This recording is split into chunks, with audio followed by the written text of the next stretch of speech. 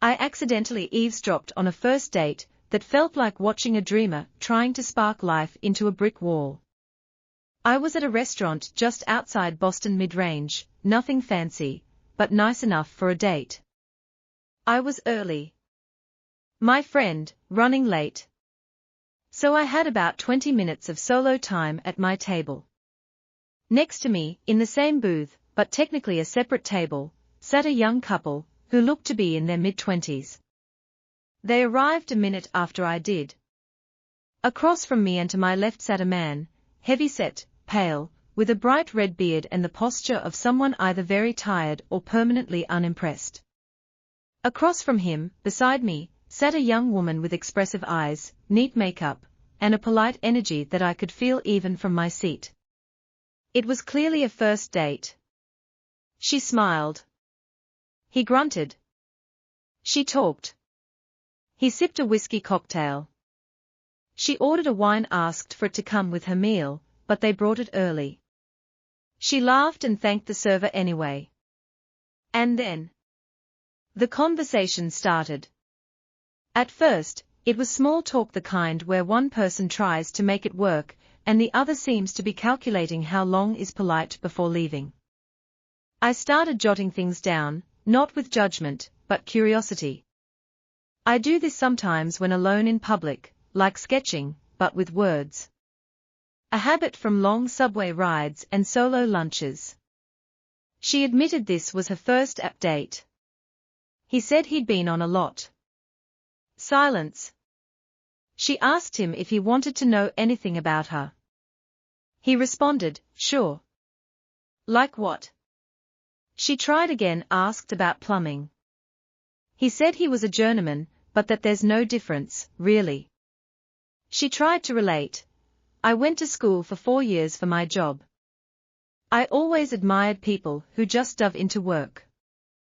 He said he had a degree in communications.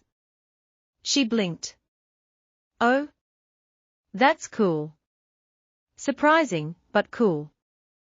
He said nothing. She confessed she gets nervous on dates and talks too much. Invited him to jump in. He told her, you're fine. She asked if he'd always lived nearby. He said, whole life. She launched into a story she grew up on a houseboat. Her parents studied whales. Like George on Seinfeld, but real. She smiled, looking for a connection. He asked if you can eat whales. She paused. No. She asked if he was okay. Offered to reschedule if it wasn't a good night. He said, you're fine. She laughed nervously, tried to bridge again. I actually studied physics. Minored in music so I wouldn't forget piano. Took a year to just play, never looked back. He cut in, what kind of money you make doing that? She blinked. Sorry. He repeated the question.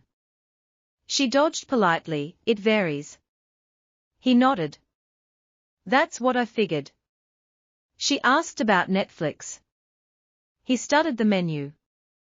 She asked if anything looked good. He said, not really. Might just ask for a regular burger. She apologized, said she should have checked if he liked seafood. He said, I do. It's just overpriced. She replied, oh. I wasn't expecting you to pay. He grinned, so you're paying. Cool, maybe I'll get something else. She laughed, waiting for him to laugh back. He didn't. Oh, you were joking, right? He stared. What joke? She quietly decided to stick with the wine. He blamed the slow service. She asked about interests. He said, sports. She lit up. Oh, what do you play? He said he used to play in high school. Could have gone pro if I wanted. She asked, what else? She offered a fun one, desert island book choice. He frowned. Never been to the desert.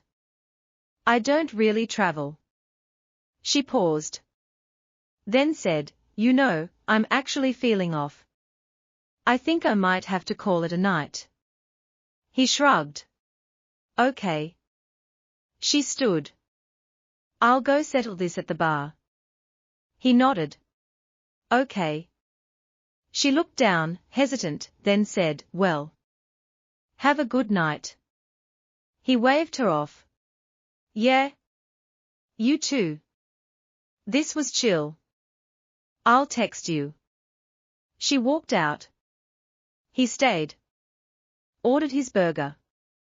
Ate the whole thing. I watched this quiet unraveling of a one-sided effort, a hopeful human trying to connect with a brick wall of indifference, and I couldn't stop thinking about it. Not because it was tragic or explosive, but because of how common it felt. It's like people aren't just bad at dating these days, they are bad at showing up. Like someone handed them a life and they are just dragging it around, not even curious about the person across the table. Of course, not everyone is like this. But I'm seeing it more, especially among young men. They seem so unbothered, unmotivated, and disinterested in the people they are with, like they are just fulfilling a social quota. Maybe it's burnout. Maybe loneliness. Or maybe some people are just not meant to date. Anyway, if you made it this far, thanks for listening. I just needed to get this one out of my head.